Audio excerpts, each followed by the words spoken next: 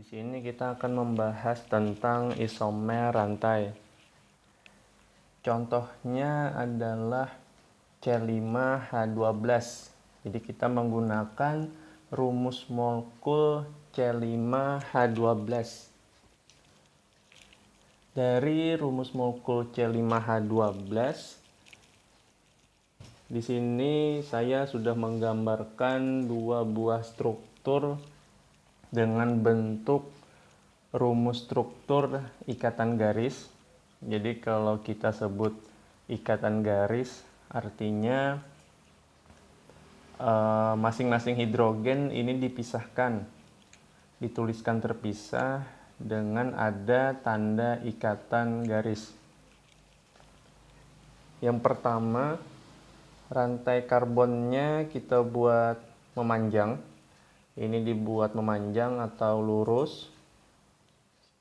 C ke-1, ke-2, ke-3, ke-4, ke-5. Kemudian kita lengkapi atom hidrogennya. Ini masing-masing sesuai kapasitas karbon, berikatannya dengan hidrogen berapa. Kemudian kita coba hitung. Jadi dari sini 1, 2, 3, 4, 5, 6, 7, 8, 9, 10, 11, 12. Ada 12 atom hidrogen. Kemudian atom karbonnya 1, 2, 3, 4, 5. Jadi sesuai dengan rumus molekul C5H12. Kemudian kita lihat di sebelahnya adalah rumus struktur yang berbeda dari struktur yang pertama. Di sini salah satu karbon kita posisikan menjadi cabang. Jadi istilahnya ini adalah posisi cabang. Kemudian kita lihat rantai terpanjangnya adalah 4. 1, 2, 3, 4. Ada 4 rantai karbon. Kemudian ada 1 cabang karbon. Kalau kita lihat, ini merupakan dua buah struktur yang berbeda. Sehingga bisa dikatakan ini adalah bentuk dari isomer rantai. Kembali ke definisi, isomer rantai itu menunjukkan kerangka atom karbon. Jadi ini adalah kerangka atom karbon yang disusun dalam urutan yang berbeda. Kemudian kerangka atau struktur atom yang berbeda ini tetap memiliki jumlah atom yang sama. Jadi jumlah atomnya akan tetap sama. Ini bisa kita beri nomor untuk mempermudah nantinya. Ini karbon 1, karbon kedua, ketiga, keempat, kelima.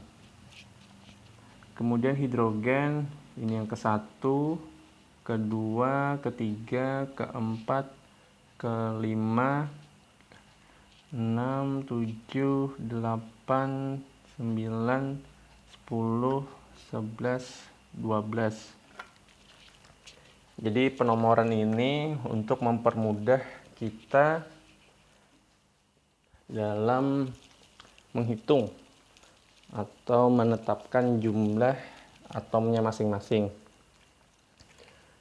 Kemudian kita pindah ke struktur yang kedua, nih yang karbon 1, karbon kedua, karbon ketiga, karbon keempat, nih karbon kelima.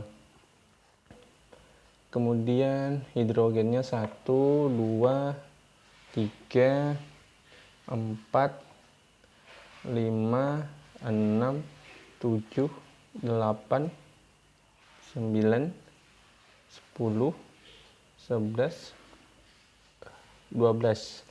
Nah, jadi sama, memiliki jumlah atom karbon yang sama sejumlah 5 dan atom hidrogen yang sama sejumlah 12.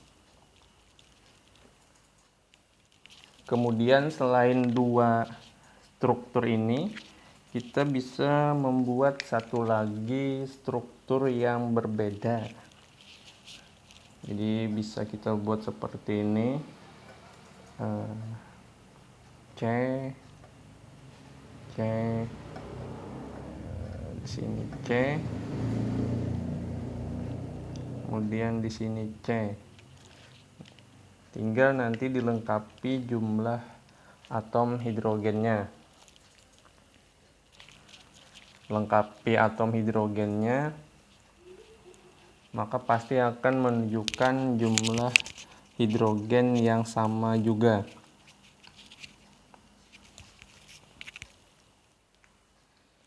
Kemudian kita dapat menuliskan dengan struktur sederhana.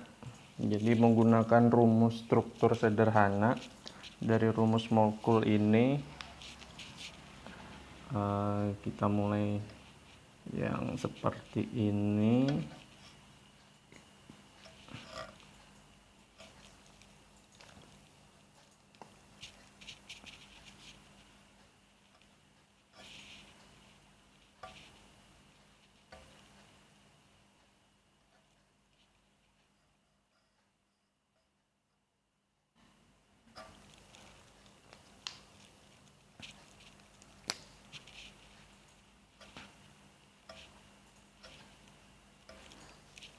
Nah, dapat kita lihat ini salah satu contoh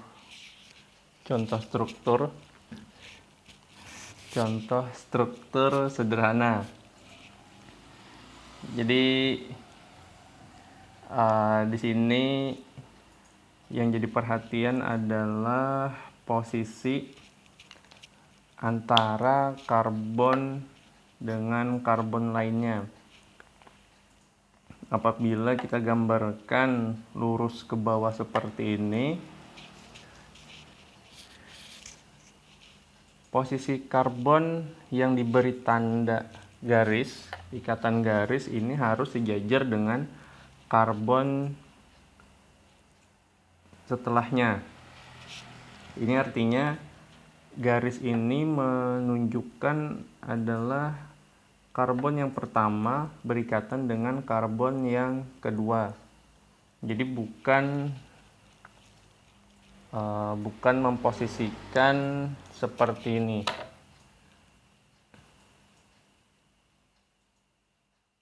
Nah, kalau seperti ini, maka yang akan muncul persepsinya itu adalah karbon berikatan dengan si hidrogen. Karbon berikatan dengan hidrogen. Jadi ketika menuliskan struktur itu harus sejajar antara karbon dengan karbon, sehingga mempertegas bahwa yang berikatan itu adalah karbon yang pertama, kemudian karbon yang setelahnya. Ini penting untuk diperhatikan dalam penulisan struktur senyawa organik. Jadi apabila menuliskan seperti ini dianggap kurang tepat atau salah.